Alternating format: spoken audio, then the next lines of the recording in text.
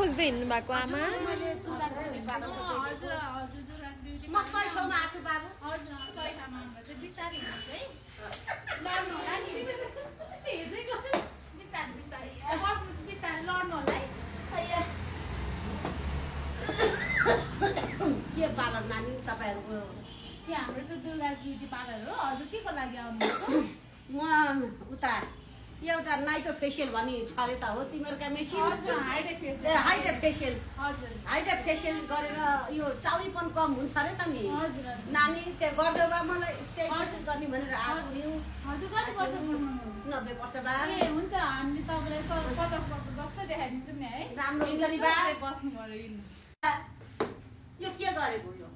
यो कपाल स्टेन मलाई पनि गरिदेऊ है नातिनी। ल हुन्छ यो यसले नै हजुरको गालाई चाहिँ एकदम चम्काउने यो रिङ्कलहरू हटाउने एकदम राम्रो ग्लोइङ पार्ने यही नै हो हाम्रो मेसिन यही मेसिन लगाइदेऊ बाबु मेरो अनुहारमा।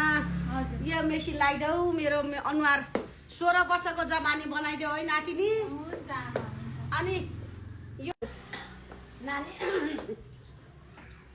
नानी बाबु हो म त दुर्गा ब्युटी पार्लरमा आएको छु। हाइड्रो फेसियल गर्न आएको छु।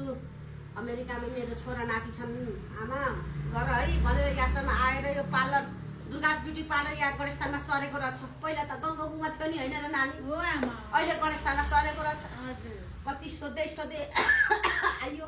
तपाईँहरू पनि भिडियो अन्तिमसम्म हेरिदिनु होला भन्ने म आशा गर्दछु। बुढी मान्छेले बोलेको खेर नजाओस्। अब म फेसियल गरेपछि म 16 वर्ष भएको जवानी भएको। अनि फेसियलको कति छ बा? फेसियल हजुर हामी मिलाएर गरिरहेको छौँ यहाँमा हजुर यत्रो टाढोबाट आउनुहुन्छ हाम्रो एकदम अफरमा चलिरहेको छ नाति केटोले उता अस्ट्रेलियाबाट पैसा अहिले यति दिँदै गर्नु बाँकी म कताबाट फेरि कि अनलाइनबाट पठाउँछु भन्दै नातिनी। अहिले पैसा यति राख्दै गर है बा। ए हस् आमाले पनि यतिले गरिदेऊ है नातिनी।